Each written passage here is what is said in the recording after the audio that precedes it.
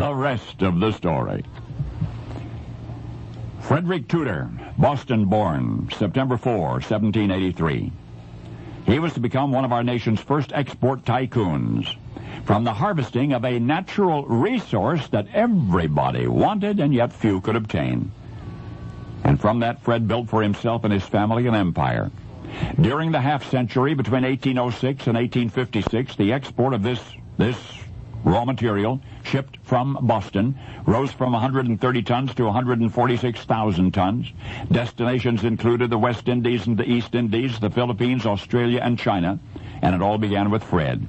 And yet, for this export business, the future held a paradox.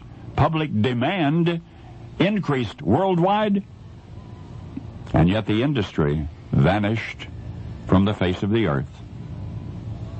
Fred Tudor had always been a bright boy, aggressive. His brothers went to Harvard. He went into business at 13. For the next 8 years, he would ponder a way to make a killing in exports. Most of New England's natural resources had already been cornered. He would have to discover something new and within his grasp that the world wanted, and he found it. He found it. The scheme was greeted by laughter from Fred's friends. Even if he could arrange the shipping, how in the world would he harvest the raw material? But Fred's determination just increased. Enlisting the aid of his brother Bill and his cousin Jim, he set up the basics of the business. New harvesting equipment would have to be devised. Export connections would have to be made. Fred was 22 when the first shipment left Boston Harbor bound for St. Pierre. The cargo volume was modest, and yet the ground had been broken for the Tudor Empire.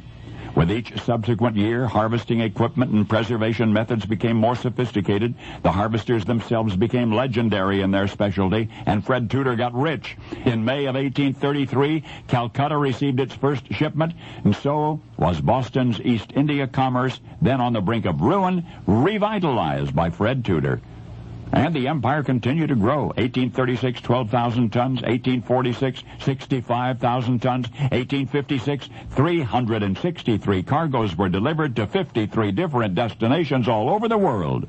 Tudor's empire had reached all the way to China, and to 146,000 tons of raw material exported in that 1 year.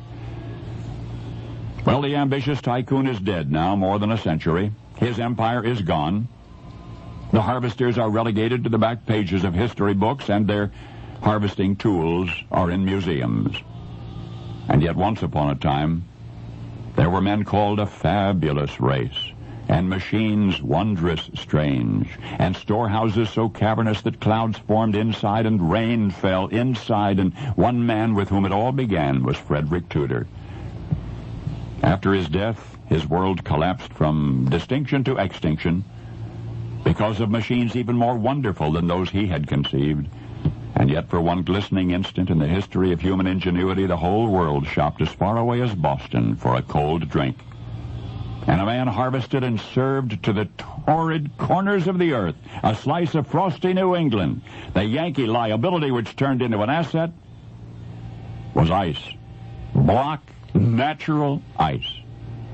In the 100 years before refrigeration was commonplace, a Boston American was Iceman to the world.